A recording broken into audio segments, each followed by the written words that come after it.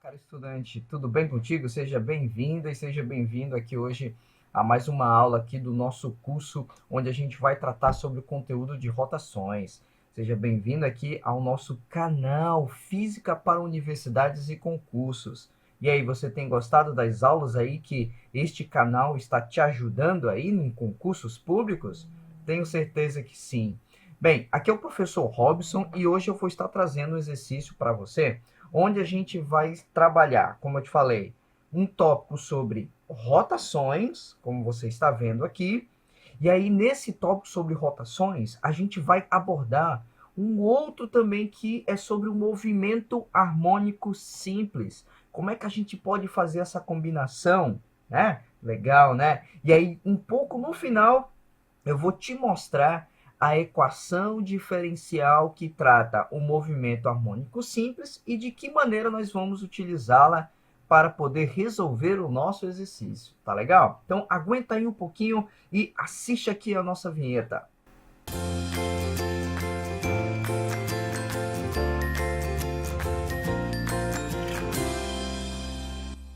Vamos começar aqui a nossa aula. E hoje o exercício eu vou ler para você passo a passo. Observa bem aqui como é que a gente vai estar trabalhando, legal? Então veja aqui, ó, na figura abaixo, um anel de massa M maiúsculo e tem um raio R. Ele está ligado a uma mola que tem uma constante elástica K. Lembrando que essa constante elástica aqui, ela mede a rigidez dessa minha mola, né? Quanto maior for o valor dessa constante elástica, maior será a dificuldade que ela vai oferecer para quê? Para sofrer uma deformação, tá legal? E quanto menor for este valor, maior será a facilidade que a gente vai ter para deformar essa determinada mola, beleza? Vamos lá. Então aqui tu observas que aqui, ó, esse anel ele se encontra na posição x igual a zero, né? E aí nesse caso em x igual a zero a mola não está deformada, tá bom? Então aqui o texto fala que o anel rola sem deslizar sobre esta determinada superfície aqui. O centro de massa do anel executa um movimento harmônico simples, que é o MHS, e aí o exercício está pedindo qual é, então, a frequência angular deste sistema, tá bom? Então vamos analisar aqui, ó. Primeira coisa que a gente tem que fazer ao analisar esse desenho, é indicar quais são as forças que estão atuando aí no exercício, tá bom? Então a gente vai ter o seguinte, ó, a partir do momento em que esta mola aqui, ó, começar a ser deformada, vai começar a aparecer aqui a força elástica, ok? Muito bem. E aí o exercício fala que esse anel aqui, ó, ele está rotacionando, né? Nesse caso, não está deslizando. Então, vai ter uma força responsável para fazer com que este anel ele esteja, então, girando, tá bom? Ou seja, ele saia do lugar sem estar deslizando. Então, aí vamos adotar um sentido de rotação aqui. Então, vamos supor que a gente tem um sentido de rotação no sentido horário. Então, ao adotar o sentido horário para a rotação aqui deste anel, a gente vai ter que esta força elástica vai estar apontando nesse sentido. Por quê? Porque a força elástica ela atua como uma força restauradora, ou seja, ela vai querer fazer com que este anel volte para a posição de equilíbrio, que é a posição onde a mola não está deformada, em x igual a zero, tá bom? E aí a gente vai ter, como o anel ele não desliza, mas a gente vai ter aqui uma força de atrito que vai gerar um torque, ok? Que vai ser então responsável para que este anel ele esteja rotacionando, tá bom? Então vamos lá. Então vamos aplicar a segunda lei de Newton para o caso da rotação. Então aqui a gente vai ter a segunda lei de Newton para a rotação me diz que o torque resultante é igual ao momento de inércia vezes a aceleração angular. E aí eu vou adotar o sentido horário como positivo, tá bom? E aí a gente observa aqui, ó, veja bem aqui, ó, essa força elástica ela atua bem no eixo de rotação do anel. Então, se ela atua bem no eixo de rotação do anel, ela não vai provocar torque, ok? Mas aí a gente tem essa força de atrito que está atuando aqui na borda e tem uma certa distância em relação ao eixo de rotação. Então aí a gente vai ter, e essa distância, né, acho que é para eu ter falado aqui, ó, ela é perpendicular a esta força. Então a gente vai utilizar força vezes distância. E essa distância se chama braço de alavanca. Legal? Bem, então por isso que a gente vai ter aqui, ó, FAT, né, força de atrito vezes o raio, que é a distância desse ponto até o centro deste anel, é igual ao momento de inércia vezes a aceleração angular. Pronto, esta força é a responsável para ter a rotação. E aí eu vou passar o raio lá para o outro lado e eu vou escrever minha equação dessa maneira. Bacana? Muito bem, mas só que aí, qual é o momento de inércia de um anel cujo eixo de rotação passa aqui no centro do anel? Então veja que o momento de inércia vale m, né, a massa, vezes o quadrado do raio. Então é mr ao quadrado. E aí eu posso simplificar aqui, e aí a minha força de atrito, obtida pela análise da segunda lei de Newton de rotação, vai ser m vezes r vezes a aceleração angular.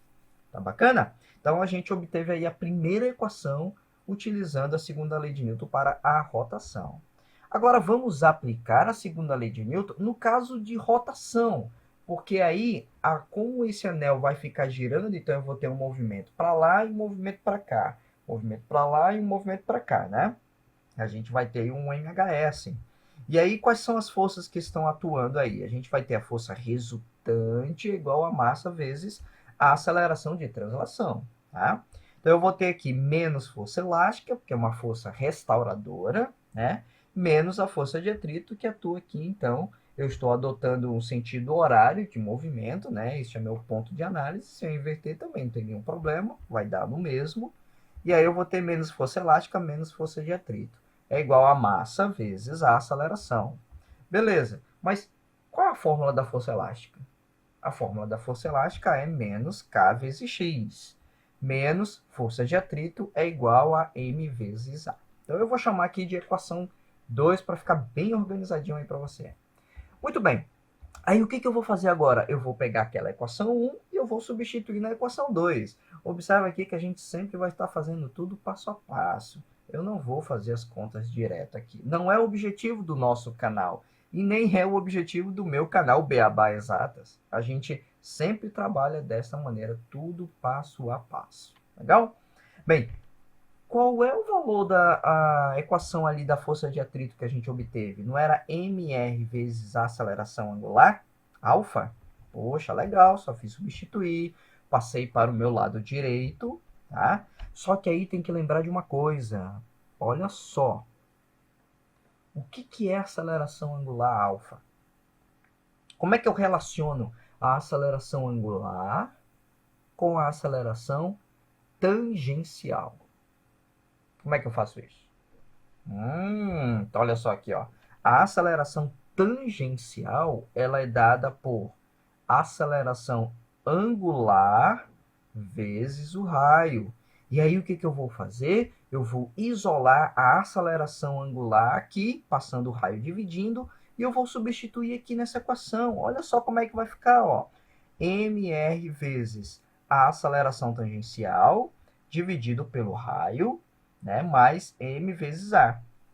Cancela aqui o raio, né, passo a passo, e aí eu vou sobrar, vai sobrar, né, eu vou ter, né, melhor dizer assim, onde menos kx é igual a 2 vezes a massa vezes a aceleração. E aí eu posso muito bem agora reescrever esta equação, onde eu vou ter passando 2m para cá dividindo e passando tudo para um lado só, para ficar tudo positivo, né? Ó, eu vou ter a aceleração mais k dividido por 2m vezes x igual a 0. Muito bem, veja que aqui eu escrevi dessa maneira a aceleração em função da posição. O exercício fala que o centro de massa ali executa um movimento harmônico simples. Por isso que eu escrevi a equação desse jeito. Como é a equação que descreve a posição em função do tempo no movimento harmônico simples. Você lembra disso? Olha só ali como é que é a equação. Eu vou ter a aceleração, que é a derivada de segunda ordem da posição em relação ao tempo, mais frequência angular ao quadrado, nesse caso é a frequência angular natural do sistema massa-mola, ok? Ou seja, um corpo de massa m preso a uma certa mola, um MHS, vezes a posição, que é x. Agora, o que a gente vai fazer? Se eu fizer a comparação, se eu fizer agora a comparação dessas duas equações, eu vou descobrir a frequência angular natural deste nosso exercício.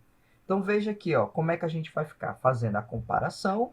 Eu vou ter que a frequência inicial, né, a frequência angular ao quadrado do meu sistema massa-mola tem que ser igual a K dividido por 2m.